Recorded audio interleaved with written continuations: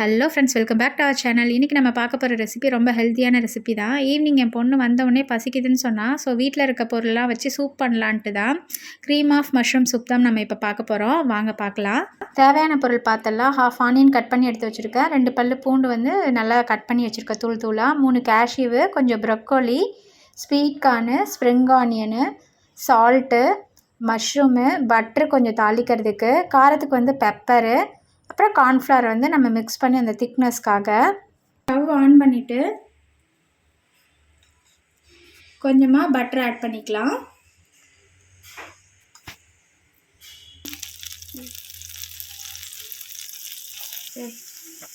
Butter கொஞ்சம் சூடானதுக்கப்புறம் எடுத்து வச்ச கார்லிக்கும் ஆனியனும் போட்டு நல்லா வதக்கிக்கலாம்.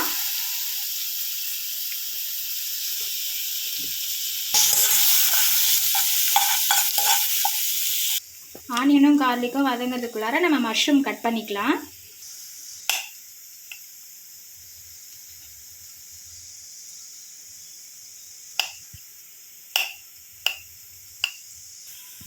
வெங்காயம் பூண்டு நல்லா வதங்கிடுச்சு. ஸோ நம்ம கேஷ்யூ எடுத்து வச்ச கேஷ்யூவை போட்டுட்டு லைட்டாக வதக்கி விட்டுக்கலாம்.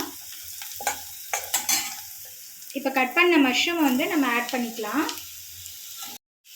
கொஞ்சமாக சால்ட் ஆட் பண்ணிக்கலாம். நல்லா வதக்கி விட்டுக்கலாம். கொஞ்சம் நல்லா வதங்கட்டும்.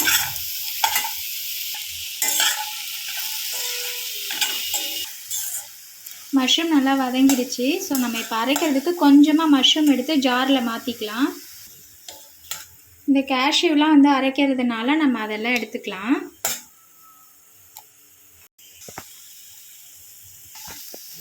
கொஞ்சமாக அரைக்கிறதுக்கு எடுத்து வச்சுட்டு இப்போ நம்ம எடுத்து வச்ச ப்ரொக்கோலியும் கொஞ்சம் எடுத்து வச்சிருந்தால ஸ்வீட் கார்னு அதையும் ஆட் பண்ணி நல்லா கொஞ்சம் வதக்கிடலாம்.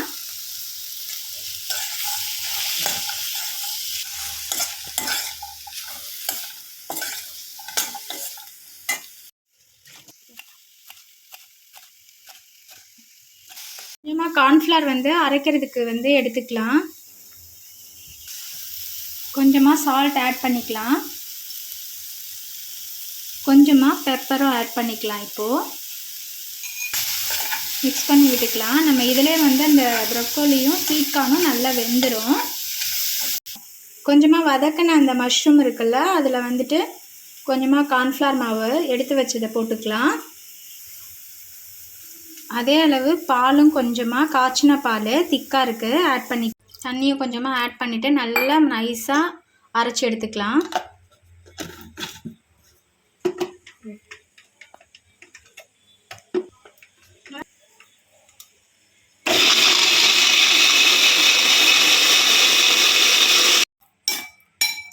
வானல் வந்து இந்த பாத்திரத்தில் கொதிக்க வைக்கிறதுக்காக மாற்றிக்கிட்டேன். இப்போ நம்ம அரைச்ச பேஸ்ட்டை வந்து நம்ம வதக்கின இதில் வந்து ஊற்றிக்கலாம்.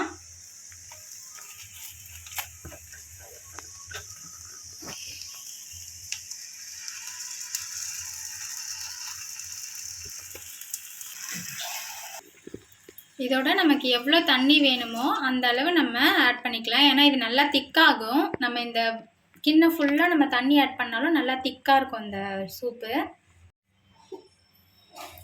இது நல்லா கொதிச்சதுன்னா இன்னமுமே திக்காயிடும். அதனால் கொஞ்சம் நல்லா இந்த ஃபில் ஆகிற அளவு நல்லா தண்ணி ஆட் பண்ணிட்டேன். இப்போ கொதிச்சதுன்னா திக்கானதுக்கப்புறம் கரெக்டாக இருக்கும். நான் இந்த ஸ்டேஜில் வந்து சால்ட்டு செக் பண்ணிவிட்டு ஆட் பண்ணிக்கிறேன். ஸோ தேவையான அளவு சால்ட் ஆட் பண்ணிக்கலாம். இப்போது காரத்துக்கு தேவையான அளவு பெப்பரும் ஆட் பண்ணிக்கலாம். நல்லா மிக்ஸ் பண்ணி விட்டுக்கலாம்.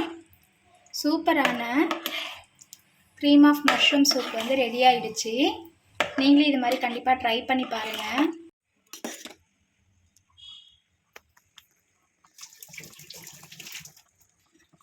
இப்போ நல்லா சூப் வந்து கொதிச்சிச்சு. இதோ இந்த அளவு நல்லா திக்கானவுடனே நம்ம ஸ்ப்ரிங் ஆனியன் வந்து தூவி விட்டுடலாம். கட் பண்ண ஸ்ப்ரிங் ஆனியனை ஆட் பண்ணி ஸ்டவ் ஆஃப் பண்ண வேண்டியதுதான். ஒரு நல்லா மிக்ஸ் பண்ணி விட்டுட்டு ஸ்டவ் ஆஃப் பண்ணிடுறேன். இந்த ஸ்டேஜில்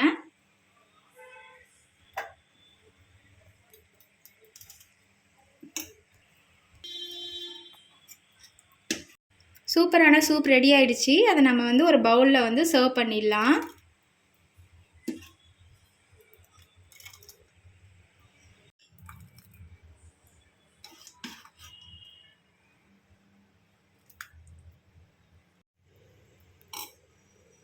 சூடாக சூப்பரான ஹெல்த்தியான மஷ்ரூம் சூப் ரெடி ஆயிடுச்சு.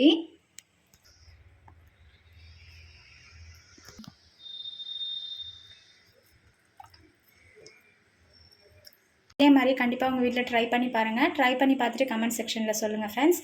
நெக்ஸ்ட் ஒரு இன்ட்ரெஸ்டிங் வீடியோவில் பார்க்கலாம். பாய்.